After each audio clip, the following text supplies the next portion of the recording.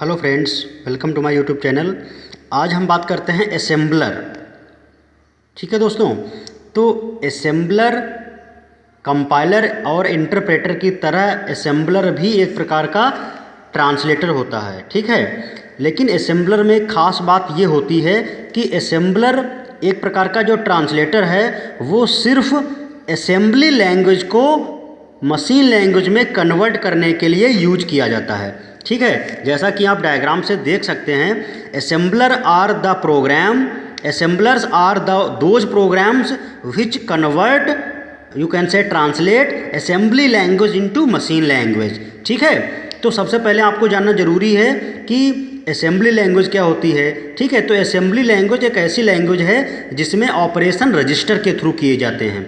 ठीक है, ऐसी लैंग्वेज जिसमें रजिस्टर्स के थ्रू किसी भी प्रकार का ऑपरेशन परफॉर्म किया जाए तो वो आपकी कहलाती है असेंबली लैंग्वेज। ठीक है, जैसे एक हम ऑपरेशन लिख के बताते हैं या आप समझ सकते हो। जैसे अगर मैं बोल रहा हूँ कि मूव R1, R2 मीन्स जो R2 का कंटेंट है, वो डेटा है, वो R1 में मूव हो जाए, तो ये जो ऑपरेशन मैंने बोला तो ये एक असेंबली लैंग्वेज का कोड है। ठीक है, अच्छा, तो आप ये जान गए। अब जानने की जरूरत है कि मशीन लैंग्वेज क्या होती है।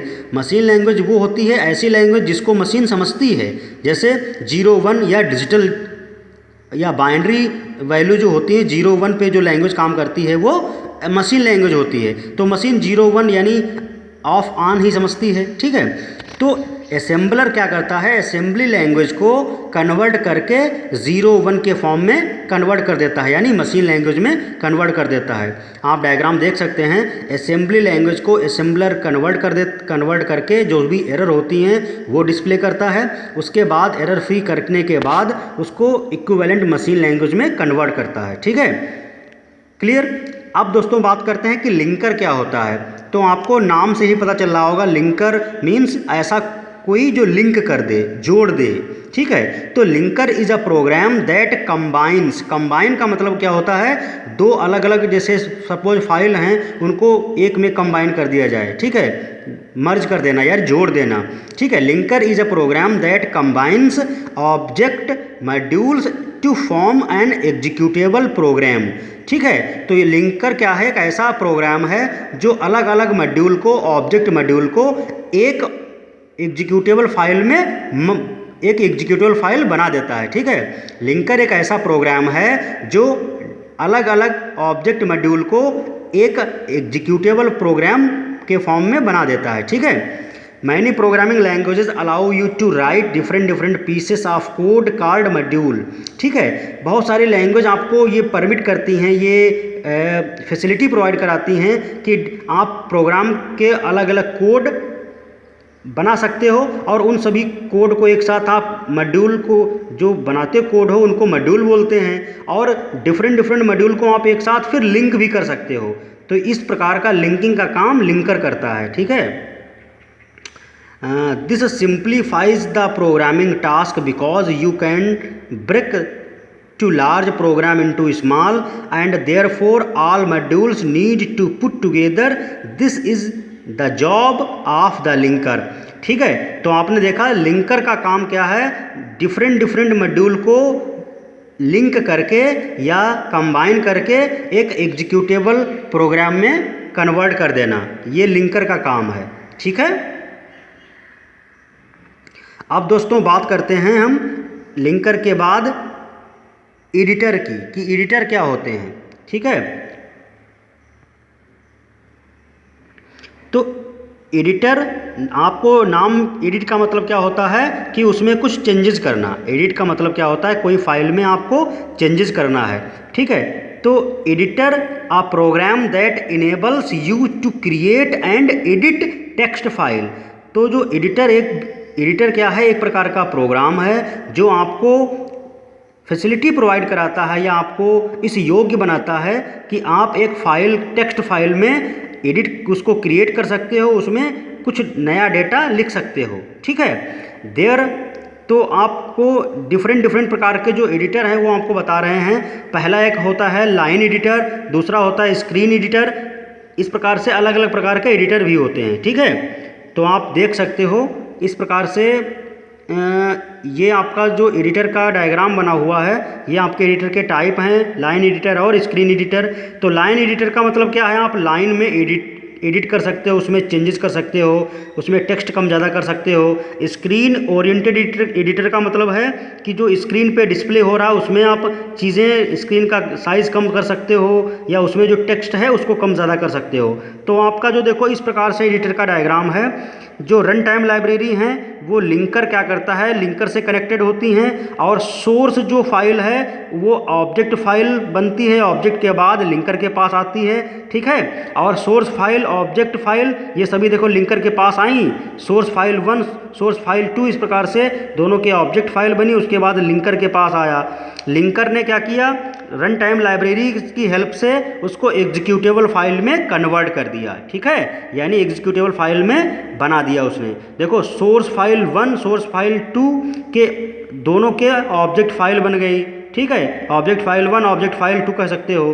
दोनों को लिंकर के पास दोनों जो पहुंची, तो रन टाइम लाइब्रेरीज की हेल्प से लिंकर ने उन दोनों सोर्स फाइल्स को ऑब्जेक्ट फाइल बनाया था, उनको मर्ज करके यानी कंबाइन करके एक एग्जीक्यूटेबल फाइल बना दिया।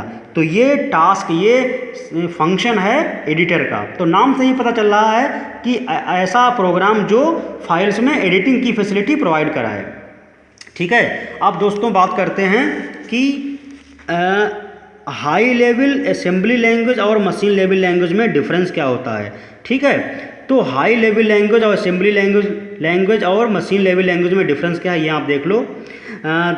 तो हाई लेवल लैंग्वेज क्या होती है, दीज आर इजली अंडरस्टैंडेबल, ये बहुत जल्दी आप इनको समझ सकते हो। Less understandable than high level, assembly language high level से थोड़ा कम समझने योग्य होती हैं।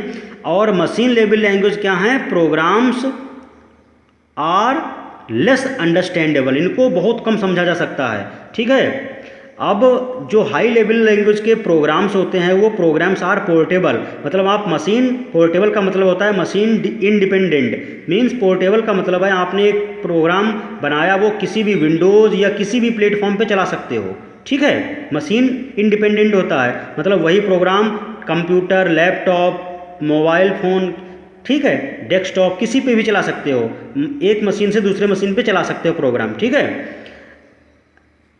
और जो असेंबली लैंग्वेज का जो प्रोग्राम होता है वो नॉट पोर्टेबल होता है, ये processor to processor, not portable to processor to same interpreter only, केवल सेम इंटरप्रेटर पे ये पोर्टेबल किया जा सकता है, ठीक है। और not portable only processor of same architecture, ये मशीन लैंग्वेज का जो इनमें प्रोग्राम या कोड है वो पोर्टेबल नहीं है, केवल प्रोसेसर ऑफ सेम आर्किटेक्चर का उस पर पोर्टेबल किया जा सकता है, ठीक है।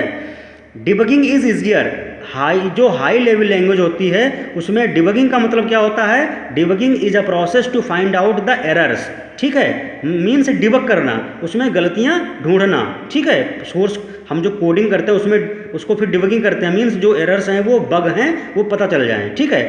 बग, डीबग मतलब जो बग हैं यानी एरर्स हैं उनको हम पता करें कि कहाँ पे हैं, ठीक है, उनको ताकि रिमूव कर सकें, ठीक है। Debugging is easier, debugging process high level languages में आसान होती है, ठीक है।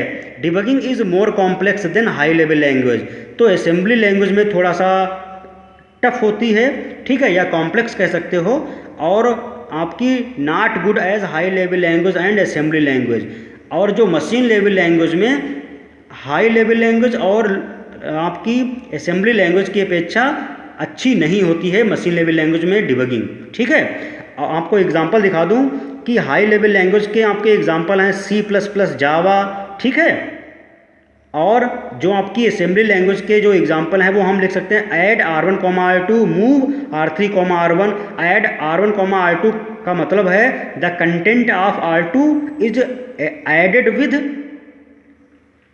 Register R1, okay.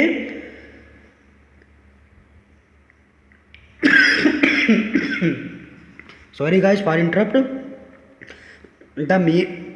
इस इंस्ट्रक्शन को ऐसे पढ़ा जा सकता है ऐड R1, R2, इसका मतलब है कि R1 और R2 का कंटेंट आपस में ऐड हो जाए और फाइनली स्टोर्ड हो जाए R1 रजिस्टर में। ठीक है, इसी तरीके से दूसरा आपका जो इंस्ट्रक्शन लिखा हुआ है असेंबली कोड में कि मूव R3, R1, इसका मतलब है R1 रजिस्टर का कंटेंट R3 में मूव हो जाए। ठीक है, और R1 फ्री हो जाए।